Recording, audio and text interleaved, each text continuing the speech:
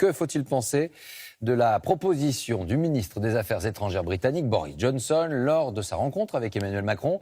Eh bien, il a émis l'idée de relier la France à la Grande-Bretagne par un pont géant de 35 km financé par des capitaux privés. Apparemment, côté français, on juge cela farfelu. C'est en tout cas une idée qui ne date pas d'hier. C'est ce que nous rappellent Sophie Rodier, Laura Calmus et Anto Filippi. Regardez. Construire un pont entre la France et l'Angleterre, depuis 300 ans, les deux pays l'ont envisagé.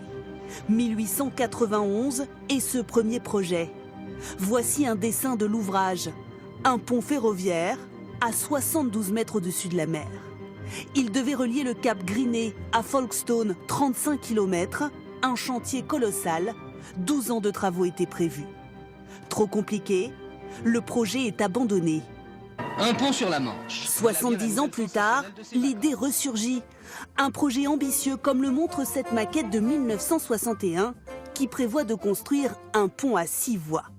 Mais 3 ans plus tard, le programme sera lui aussi abandonné.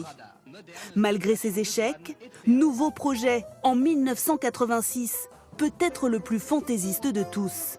Ce pont-tunnel suspendu au-dessus de la Manche, soutenu par d'immenses câbles. Alors pourquoi ces projets n'ont-ils jamais abouti? Trop coûteux ou trop compliqués techniquement sur l'une des routes maritimes les plus embouteillées du monde?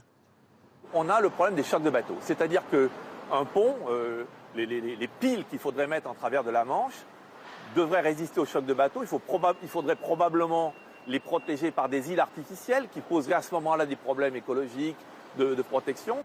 Selon lui, un tel chantier coûterait au moins 10 milliards d'euros. Alors qu'un tunnel permet déjà de traverser la Manche en 20 minutes, pas sûr que l'idée lancée hier par Boris Johnson voit le jour.